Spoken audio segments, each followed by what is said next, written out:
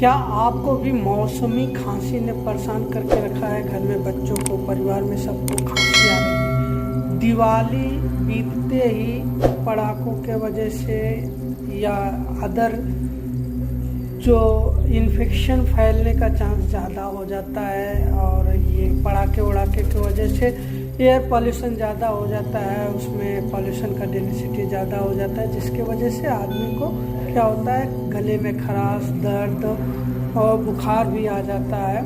तो इनसे बचने के लिए आप डेली गार्गलिंग करिए, बेटाडीन का गार्गल करिए, जिससे आपका गला जो है, खराश वगैरह सब ठीक हो जाएगा। खांसी आ रही है तो शहद के साथ पिपली, शुंठी और मरीच को अच्छे से भून के उसको मिक्स करके आप डेली खाइए, इससे भी आपकी खांसी कम हो जाएगी। दोस्तों, आशा करता हूँ वीडियो अच्छी लगी तो एक लाइक दीजिएगा। मिलते हैं किसी और वीडियो, तब तक के लिए जय हिंद।